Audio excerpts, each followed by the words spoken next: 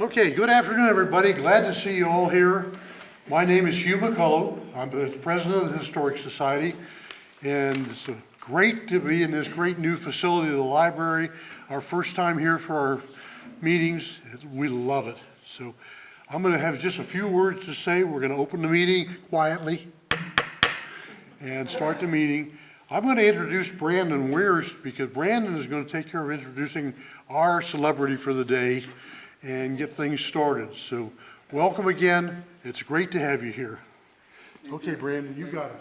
Thank you, Hugh. I have one other housekeeping obligation, and that is just to say thanks publicly to the host of our new facility, Sean Davidson, who is the manager of this branch of the Hamilton County Library System.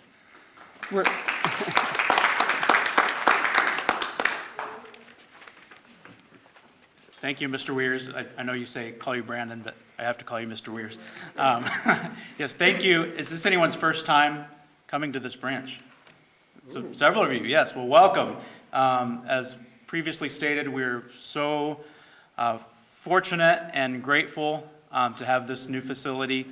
For those who don't know, this is now the largest branch, other than the main library, of course, but this is the largest branch in Hamilton County. It's over 26,000 square feet. Of course, we have I'm going to bring this mic up a little bit closer. There we go. We have this wonderful meeting room. There's even another side on the other side of this wall that can hold almost 180 people. We have the maker space. We have study rooms that people can use. If you haven't made it down to the other side, you can get your steps in and see the children's area with the interactive playscape and the tree. It's an incredible asset to this community, and it wouldn't be possible without the support financially, of course, but also just from all of you who come and use the library each and every day. It's because of you that we're able to do what we can do. We're so excited and thrilled that we can partner with the Forest Park Historical Society. They've been in and out of our old branch over the years and other locations and the senior center, so I think we now have a semi-permanent home here every month for the meetings, and it's an amazing way to kick off this with the series on the great grads. And Mr. Weirs is going to tell you a little bit more about next month's guest and presentation, but really quickly, while I have you, we also have another spotlight on a great grad, artist Jimmy Jones, coming up on Saturday, February 1st. We're going to open up an exhibit that we're going to have in the public space out on the public floor, but we'll also have an artist talk where he's going to talk about his process and how he creates his artwork. So we're very excited. It'll be back in this same space on Saturday, February 1st. So thank you again, and thank you, Mr. Weirs and Historical Society. Well, this program is something we began some time ago, and Ron is the 10th speaker in what we call a Great Grad series. We started it in 2023, and we had the idea in mind that we want to be sure that people celebrate how an education in an open and welcoming community such as ours, as the Wettenwood School District, prepares students for the 21st century. With help from Dave Bell, somewhere in the audience, there he is, Dave Bell, we are now, he's the former music director, now retired. We're starting a third year of programming in our series, and it's going to include very intentionally a different subset of the graduating classes over time, the performing arts category. Now, Ron's mother, Mary Lou, whom we know, taught for years at Cameron Park Elementary School, and Ron's father, Bob, now deceased, was a longtime member of the Forest Park Planning Commission. Ron told me in an email message, if I'm correct, our home, the one he grew up in on Carlsbad, was built in 1958. That's only 2 years after the initial housing purchases or structures were built in Forest Park by the Warner Cantor Corporation. Now, and that he was born in 57, so he came to Forest Park as an infant. His sister, Carol Sue, was in the class after his in 77, and she was born after they moved here. But now I'm interested for you to see what the education sequence was in his background, but I'm going to go and add something in addition to that. The flyer does not tell what he did after graduating with his degree in music performance from Indiana University. What he did, in fact, was he moved to D.C., Washington, D.C. in 1980, and while there, correct me if I'm making any errors here, while there he studied bass clarinet, his instrument of choice, under Larry Bokener at Howard University. And then he freelanced on the side, and he did some teaching in the Washington, Washington, D.C. Youth Orchestra program. He also played in the Parnassus Wind Quintet and the Contemporary Music Forum, and he served as the co-principal clarinetist in the Baltimore Chamber Orchestra. Now he played with the Washington Ballet Orchestra and the Washington Opera Terrace Theater Orchestra. He won the 1983 Brahms Festival Award competition in Wolf Trap, Virginia, while living and freelancing in Washington. But now, Ron's high school yearbook that the Historical Society had allowed me to find out what he did as a high school student. Over the 4 years he was in the school in our district, it lists his participation in every band opportunity there was, every orchestra opportunity that there was, including all state and youth symphony, plus choir and ensemble, along with chess club, its academic, student council, cross country 1 year. Yeah, that didn't stick. And the yearbook staff. Well, so that concludes my introduction. I'm wanting to turn it over to you. Ron, it's yours. Thank you very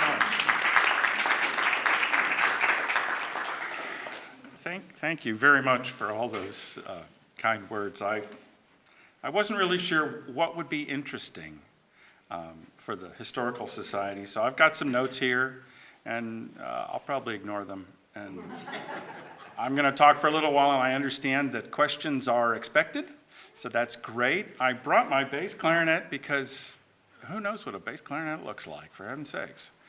So I'm going to play a little piece when I'm done. And I will explain that it is mostly an orchestral and band instrument. It's a color. It provides the bottom of the wind section, so it's not usually a solo instrument, so I've stolen a piece from the cellos. Actually, from the violins, sorry. I was going to steal a piece from the cellos, and I took it from the violins. But let's go back to the 1960s. I obviously don't remember 1958, except from the sense that we have home movies. And it's really cool. Our house looked pretty much the same straight through. And then when we first moved in those days, they pushed all the topsoil away. And maybe they sold it, I don't know. But I know it's very bare in those pictures. My mother was a fabulous gardener, and she worked very hard. If you drive by it now, it's lush, and the backyard was characterized by a real estate agent as a jungle. So she did a wonderful job. One of the coolest things for me about growing up in Forest Park in the C-section at that time was there were so many young families. There were so many kids my age that, you know, if I had a tiff with so-and-so, there was always such and such to go play with. The whole neighborhood was our playground. There's the Small Woods in Sandy Bay's Park, And then Winton Woods is less miles is a jazz player, never mind. Less than a mile away, and we had the best outdoor playground you could imagine. And one of the other things that I remember thinking back, one of your other speakers said this, that, I don't think back that much.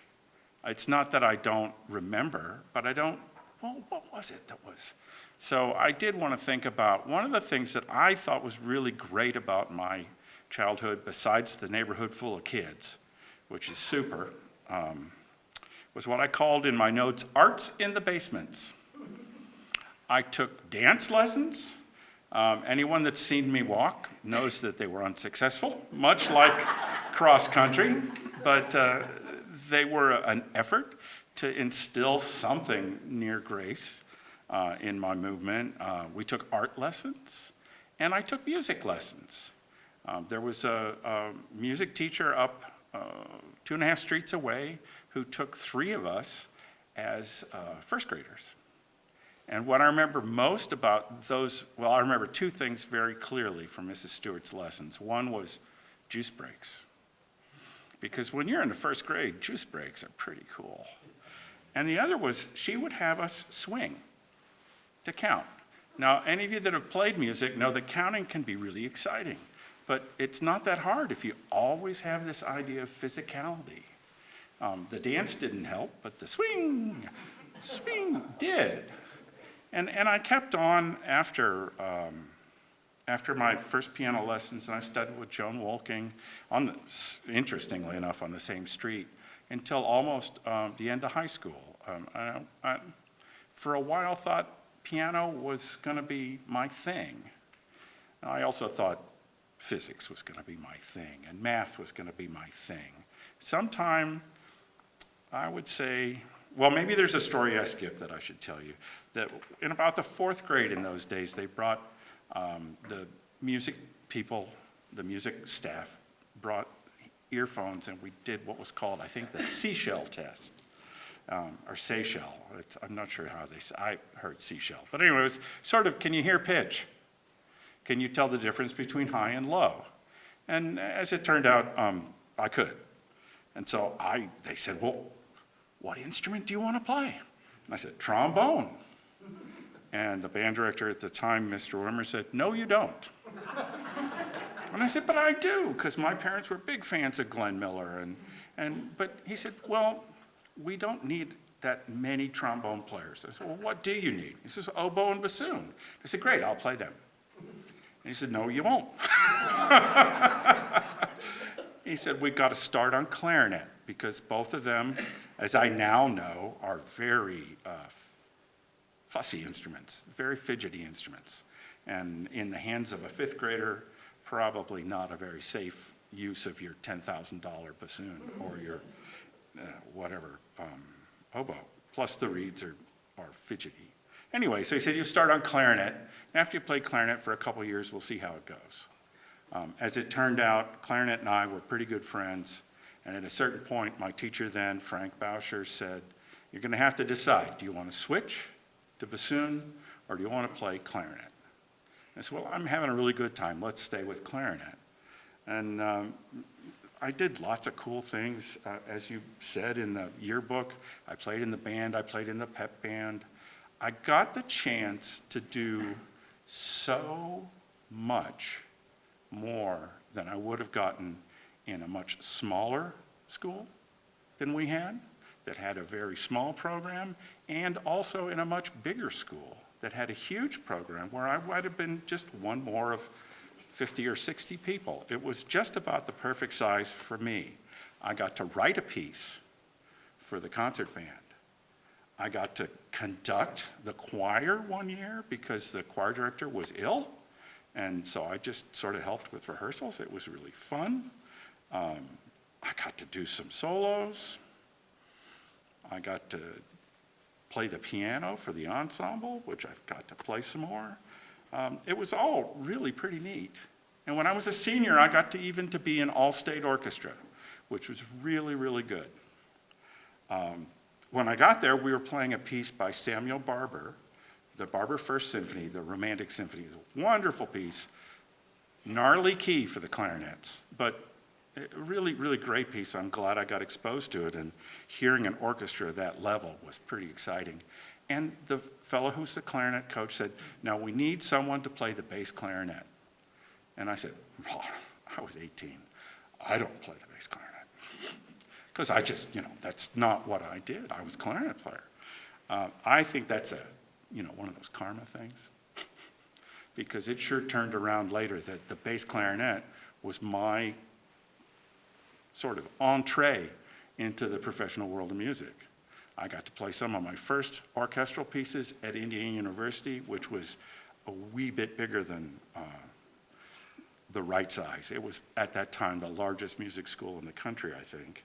So to get to do anything, you had to be really outstanding, which kicked me forward really hard. I worked very hard. I had good instruction.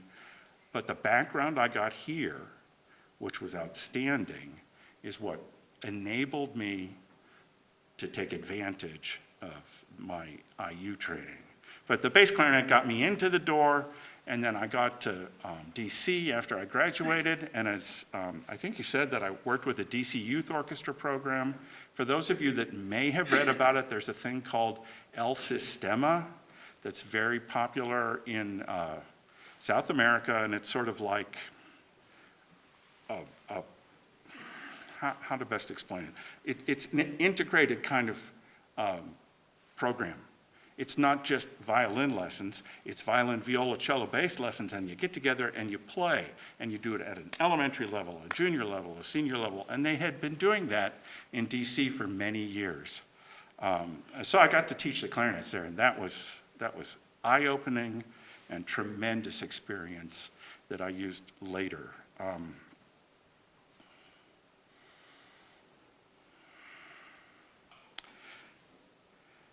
When I got to IU to sort of, well, all right, so I got to DC and I'm working in the DC Youth Orchestra, and then I met Larry Bokaner.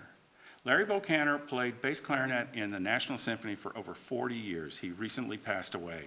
He was a fabulous mentor. He allowed me to find my voice on the instrument, which is really the only reason I had success. I'm not that outstanding a player. I'm not the best player ever, better than sliced bread. None of those things. But I have a voice, and when it came time to audition here, I had a good day. The music director liked what I was doing, Jesus Lopez Cobos, and he hired me as one of his first 2 hires back in 1986. I've been here for, well, now it's going to be 3 more music directors. I'm here for Pavel Yervi, for Louis Langray, and now our new music director.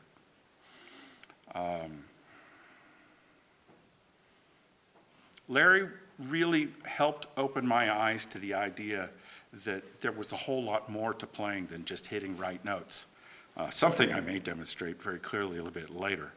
But one of the things that happened when I got this job here in Cincinnati was after a little while I was asked to teach some bass clarinet students at CCM. And that turned into what has been a very, very rewarding part of my time here in Cincinnati. So 37 years with the CSO, 38 now. And then I've been at CCM since 1995. I ended up not just teaching clarinet, but for a while coordinated the whole department. And so I sort of started with a few, went to a whole lot, and I'm back to a few towards the end of my career there. But one of the funny things about that I find really amusing or heartwarming is that we have a Forest Park, if you want to call it grandchild, I don't know. Mandy Bell, David Bell's daughter, was one of my clarinet students at CCM, and I couldn't be prouder of that, and I was tickled to death to have somebody from Forest Park who got all the jokes.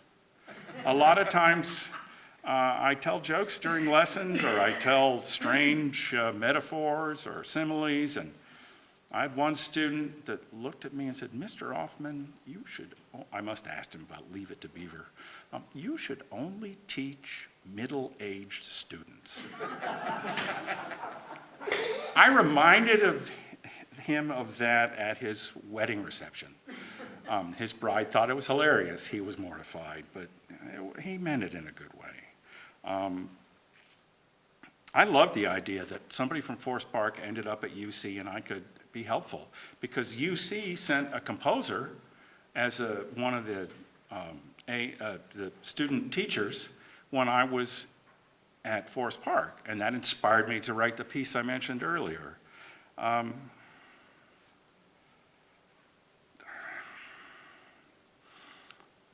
What have I done since I joined the CSO? We've done hundreds of recordings, lots of pops things, tours all over the world. Who would have guessed? I certainly wouldn't have guessed in 10th grade when I decided I want to be a musician. I want to be the first clarinet in the Berlin Philharmonic. Well, it didn't pan out, but the bass clarinet in Cincinnati Symphony has been really, really great. I don't really have a whole lot more that I think's that interesting about what I've done, but I'm sure you do have some questions. I did want to play just a little bit of bass clarinet, as I said, stolen from the violin repertoire, because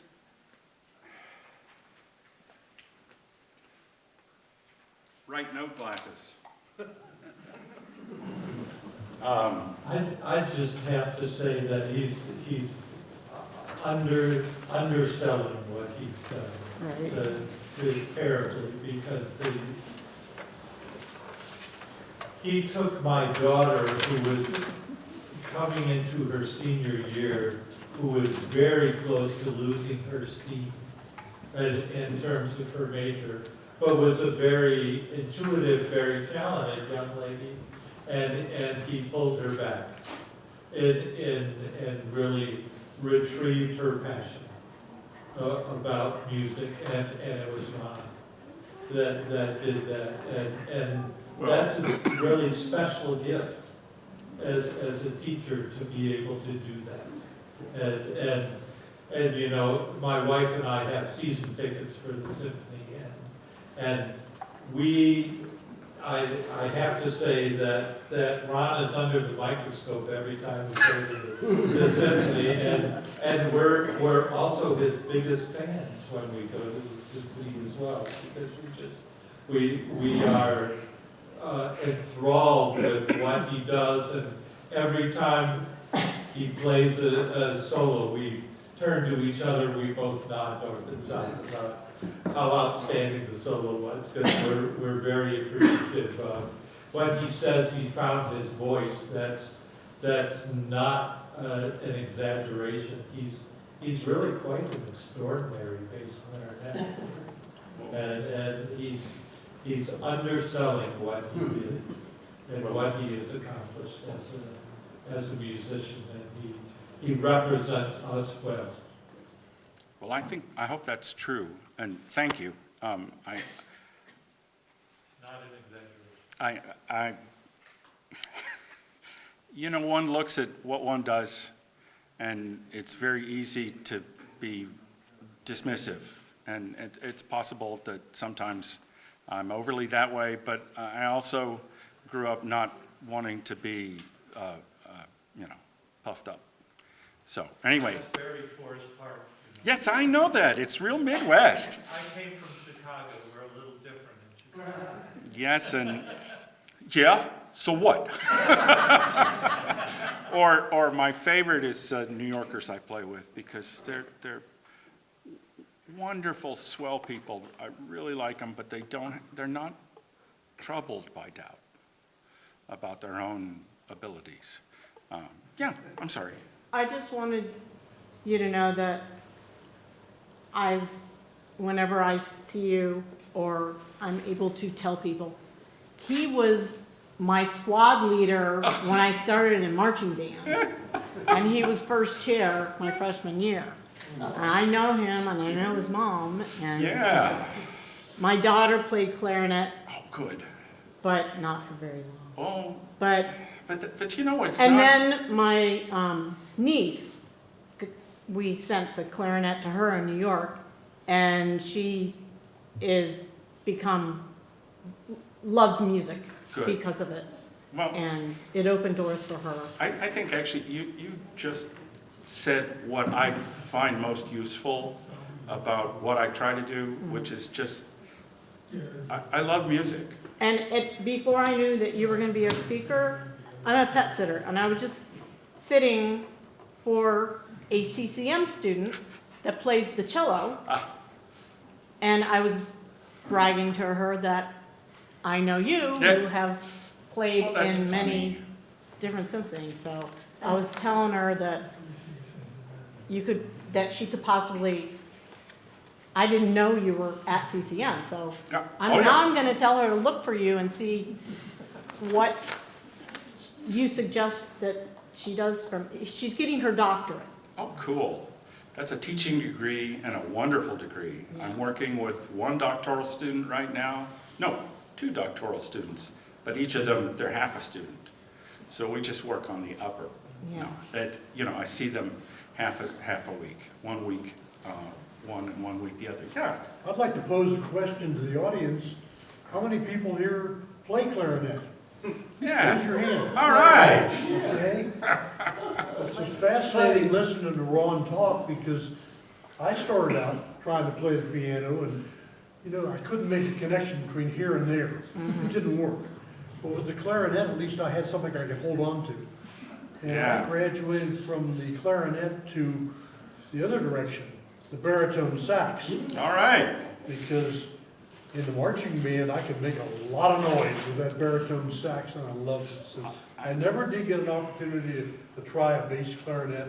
I'm anxious to hear him do it. Well, And I think with our music program here in the Forest Park District, starting out on the recorder really helped, a lot of at least wind players. you see, And now that's an improvement since I was here. We started out cold on clarinet. Mr. Really? You didn't have Mr. Open recorders? G. No, we didn't do recording. Kemper Heights had recorders. Well, And we started, maybe, what, maybe, third grade? Mr. Summergill. Yeah, Mr. maybe it Sonny. was that might have been a teacher-specific Yeah. kind of thing. I don't know.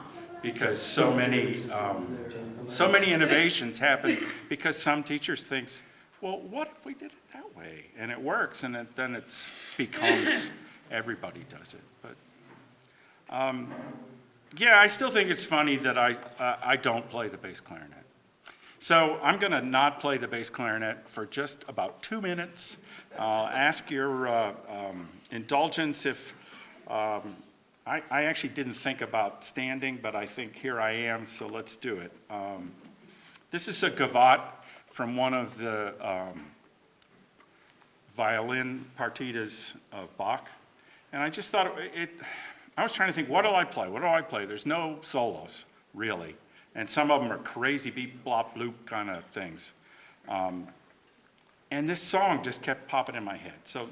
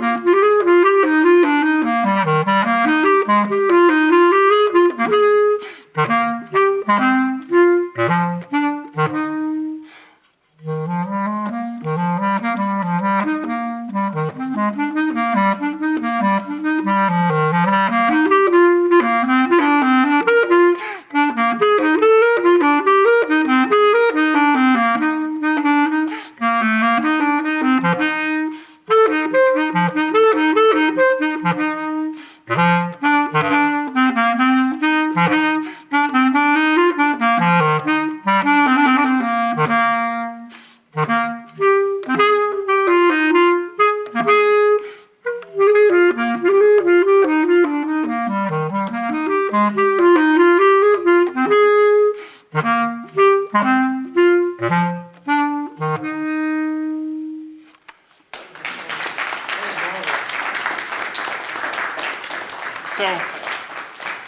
that's sort of what the bass clarinet sounds like. And I thought that might just be interesting to everyone, that might be some questions. One of the things that we probably all of us who were clarinet players remember, the reeds. And I have an oboe playing friend who grew up in this area, was from Princeton and played in the Toronto Symphony for many, many years. And he always said, reed is a 4-letter word. As you can see, the bass clarinet reed is quite big, and yet it's still very, very thin. And one of the funniest things, well, so I'm coming to do this. I'm cleaning out my bass case because, you don't want to go visiting with a messy case. And I find a bunch of broken reeds because they slide out of the case and the tip is so fragile that they break. We really, really do take care of them. So if you played clarinet, you remember that. And trust me, it's just as bad at my level. I was in I think a Nutcracker, and I put my mouthpiece cap on wrong and split one of my best ones, and it's just like, oh darn. Start again. Luckily, I'm married to a bassoonist. Bassoonists have a do-it-yourself project. Every reed is handmade. They have to take the cane, cut the cane, shape the cane, profile the cane, wrap it around a piece of metal called a mandrel, then work it down so it vibrates. So as my wife puts it, every one of my reeds is like gold. So if I play too many concerts, the gold's gone. So we have a very different perspective. The joke is, and then I'll be quiet, but the joke is, how many clarinet players does it take to change a light bulb? The answer is only one, but they have to go through a box of 10 to find one that works.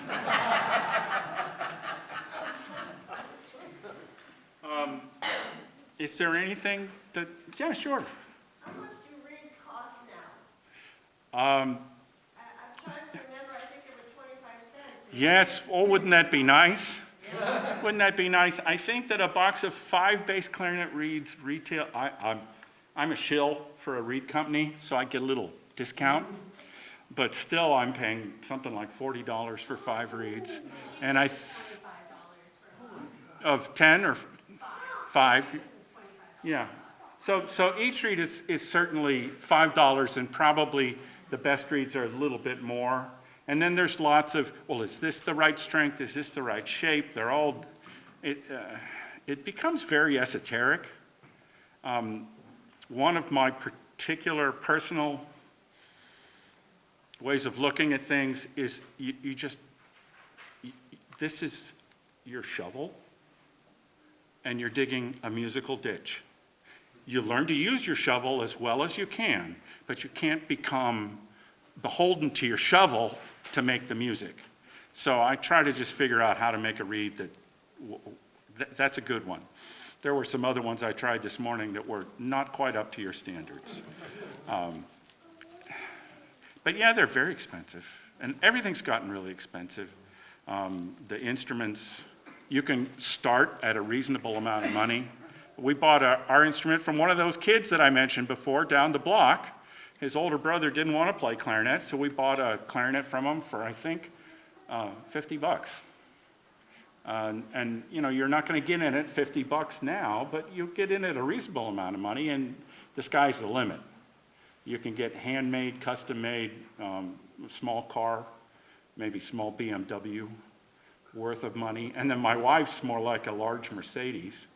The fanciest bassoons are pushing $70,000 or $80,000 new. So yeah, it's crazy, isn't it? But a new piano, a new Steinway concert grand is twice that. So I don't know. Gasoline was 27 cents, wasn't it? Once upon a time. And so everything's going to be expensive. Just out of interest, who are some of the conductors you've enjoyed playing for the most? I really like playing for Matthias Pincher, who just was here last week. He's very creative. He's full of interest. Jesus was a genius. I got that from one of my colleagues, because whenever anybody would stop a rehearsal early, he'd go, "He's a genius." But Jesus hired me, so he was a genius. A fine judge of talent. I liked Jesus. He was the most elegant hands, and he got a beautiful sound from the orchestra. Other conductors I've really enjoyed working with, I'm ashamed to say I'm not coming up with anybody. And that's not because there haven't been conductors I wanted. I'm very bad with names. You didn't have time to think about it. No, that's all right. I probably would have just made a list and it would have been arbitrary. I like particular pieces with particular conductors. There have been concerts that I've walked away from thinking, that's the most beautiful thing we've done in a long time. And then I'll talk to an audience member, because of course, besides the people I know in this room, there are other audience members, and they'll look at me and they'll go, it was okay. And it was like, I loved it. And then we'll play something else that I think is sort of not up to super level, and people are very moved by it. I think that one of the responsibilities of artists, if we can loosely call me an artist, is that we have to just put our best out there all the time, and people will accept it, or they'll reject it, they'll enjoy it, they'll be moved by it, or they won't. And sometimes it has absolutely nothing to do with what we're doing, but it's something that's really cool. And it's something I learned, oddly enough, I think, from all the experiences I had growing up, playing all sorts of stuff. Play with the Y band down at the Parkway YMCA, and we'd play for 50 people. Or we'd play for a band concerts, and everybody's mom and dad were there, and it was sort of fun. You know, it's really exciting. But you just have to go out and do the best you can and hope it's a good result. I have a question Sure. that comes to mind about the options that you had over time. You played in the jazz band, I did. and you elected not to play jazz with your instrument, or did you? Yeah, that's a good question, because it's not, it's more of a potential future. At a certain point, how long do they want me down there? Or how long do I want to be down there? And one of the things I'd like to do when I retire is play jazz again. I really like playing jazz. For a while, the principal clarinet players at CSO didn't really like playing jazz. So if there was an improvised solo, I got to play it, and that was sort of fun. We all love attention. We love the pats on the head. My sister heard at one of our concerts, and I think I got a bow, and she said, "They clapped for you. When you do your work, they clap for you." And I laughed, because, yeah, we get a pat on the head. We like a pat on the head. Everybody does. So, yeah, I might play some. I thought about bringing a clarinet and playing a little Benny Goodman thing, but I thought, as it is, I've gone longer than I wanted to, and this is, but it's all music in the end, It's all music in the end.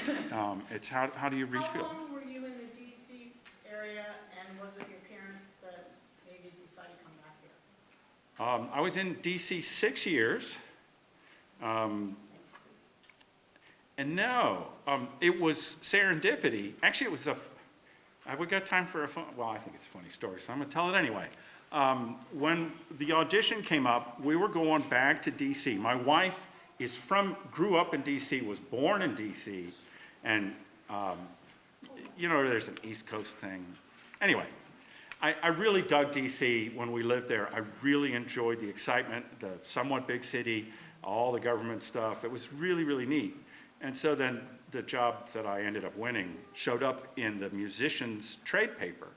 And we're driving back after I was complaining about Cincinnati, feeling sort of slow-paced and, bad attitude, young person.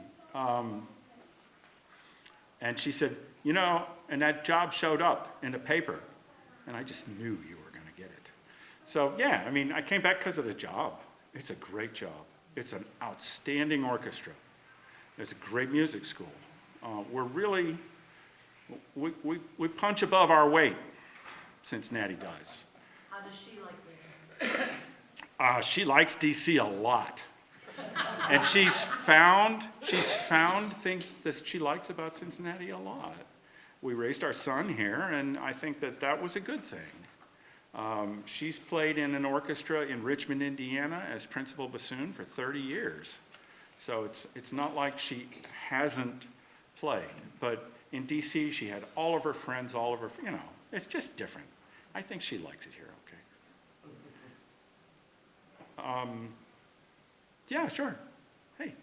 Ron, what was the home address in the C-section? 691 Carlsbad Road. We just sold that last year. And they had lived there, Mom lived there for, I don't know, I think I figured it out, it was 66 years. And my dad, of course, lived there till he passed away. Beautiful house, nice neighborhood. 691? Yeah. It used to have an A on it, but I took that. Oh, did you? Yeah. But anyway, thank you all for being so patient. If you have any other questions, I'm happy to answer them, but I know that time flies by, and I don't want to waste yours. Well, this was a question from Blinn Yeah? Kelly, who actually followed you by 1 year, No, he preceded me. or was it Weren't you a year older, yeah? Yes. year older? And Ron was in ensemble with me. okay, I invited him if he He was a wanted. singer too, so. Okay. I inquired of him earlier if he wanted to say anything special about your association. You were not exactly classmates, but you were in school at the Oh, same yeah, time. well, yeah, we hung out because the ensemble did a lot of rehearsing. There you go. Okay. Yeah. All right. No, I remember a whole lot of things. I'm terrible with faces. Oh, those are mine, so. Well, these are yours. Yeah, Well, that's mine are over there. my notes, but, Oh, here's mine. I had one more thing. uh-oh. Unless there are any more questions or comments to be made, it's my pleasure at this point of the presentation to say thanks to our speaker with a token of appreciation, which is in this bag here. And it's got school colors. Cool. But it's Winton Woods now. Yes, I know. Since 1991. But I would like a token to present you with a Winton Woods hoodie, All right. which may or may not be the correct size, but Is it giant? no, it's That's XL, beautiful. but Let me- it's possible to get a replacement if it's not the correct Sure. size. But we want you to know. That's great. Thank you. Thank you so much. Thank you, Ron. Oh, you're Thank very you welcome. very much. And thank you for doing this. I think the history could easily be forgotten. And going through some of my mom's papers, I found out a lot of fascinating things, and maybe sometime we can talk about that. I would like to do that, But too. I think it was a great place to grow up in, and it's still a great place. Thank you so much. Thank you.